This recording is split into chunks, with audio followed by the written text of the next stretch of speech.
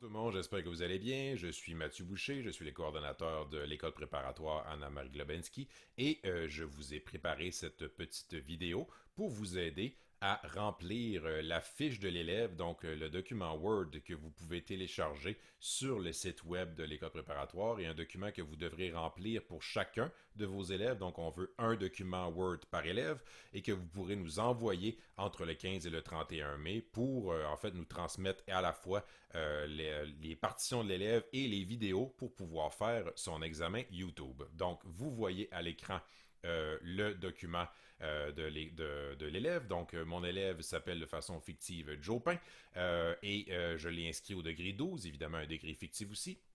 Tyran Majeur est un prof fictif aussi, mais parfois certaines personnes peuvent se reconnaître. Pour le reste du document, ben, vous pouvez dès maintenant commencer à remplir la section du tableau, le petit tableau ici, donc avec le contenu technique de l'examen et indiquer aussi le titre des pièces et de l'étude que l'élève fera. Vous verrez aussi à droite la section page du programme où vous devrez indiquer les pages du programme dans lesquelles on retrouve les pièces, donc les pages de votre programme, de votre instrument. La section grise en bas, vous ne devez pas la remplir, ce sera rempli donc par l'évaluateur ou l'évaluatrice qui va indiquer les commentaires pour chacune des pièces du programme de l'élève. Donc, ce que je veux aussi vous montrer aujourd'hui, c'est comment créer le lien pour permettre au juge d'accéder aux partitions de votre élève. Donc, je vais vous faire cette vidéo concerne l'application Dropbox que je vous invite, si vous ne connaissez pas déjà,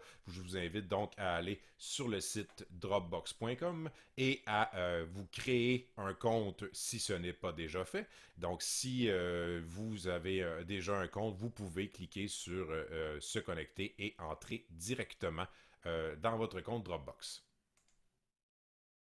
Une fois que vous êtes à l'intérieur de votre compte Dropbox, donc vous pouvez soit créer directement un dossier au nom de vos élèves. Vous pouvez aussi vous créer, comme je l'ai fait, un dossier répertoire de mes élèves pour tout mettre à peu près au même endroit sur Dropbox. Une fois que vous avez créé ceci ou que vous êtes sur votre Dropbox, ce que je vous demande de faire, donc d'abord, c'est de cliquer sur Créer et de cliquer sur Dossier pour créer un dossier au nom de votre élève. Donc, je crée mon dossier pour mon élève Jopin et je peux cliquer ensuite sur Créer.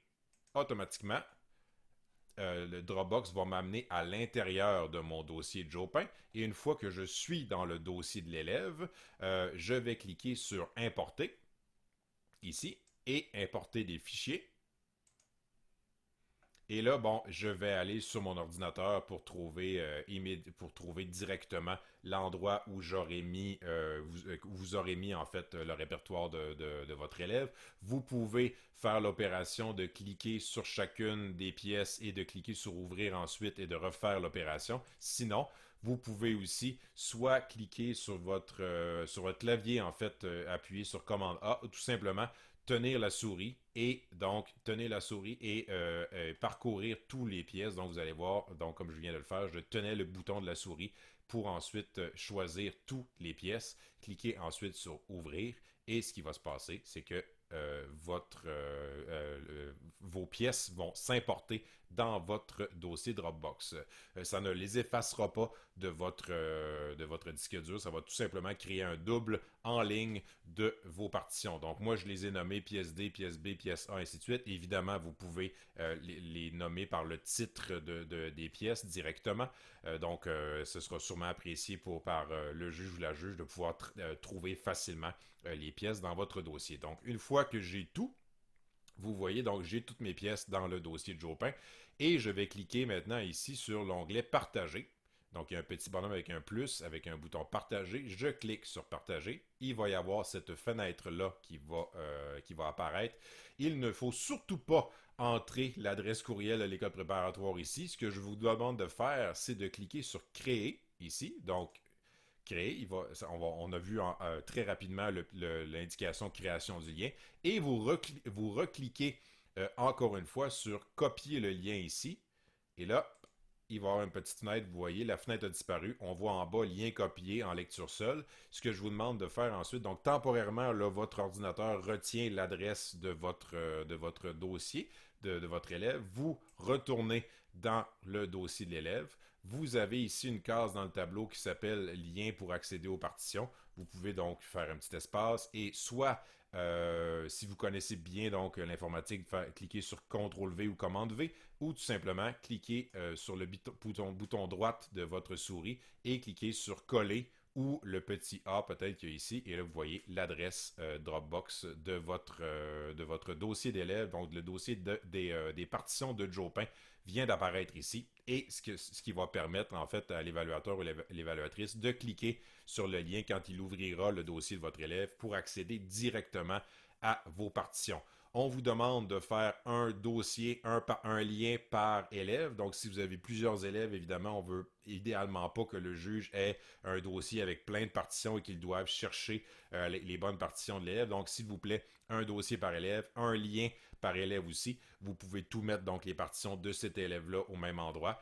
Et comme je le disais, le juge aura juste à cliquer là-dessus pour avoir accès à vos partitions. Si vous suivez cette procédure-là, en créant vraiment un dossier pour vos élèves, le juge n'aura accès qu'à ces partitions-là. Si jamais vous avez d'autres dossiers personnels, d'autres fichiers personnels sur votre Dropbox, le fait de créer un lien avec un seul dossier comme je vous l'ai montré ne donne pas accès au reste de vos fichiers pour le juge ou la juge. Donc, une fois qu'on a ça, vous pouvez tout simplement sauver le document évidemment en l'enregistrant au nom de l'élève et conserver le fichier pour que éventuellement on ajoutera les liens YouTube lorsque les vidéos seront faites. Donc voilà, j'espère que ça vous aidera et il y a la même procédure est décrite de façon écrite sur le site internet de l'école préparatoire et si jamais il y a quoi que ce soit de problème,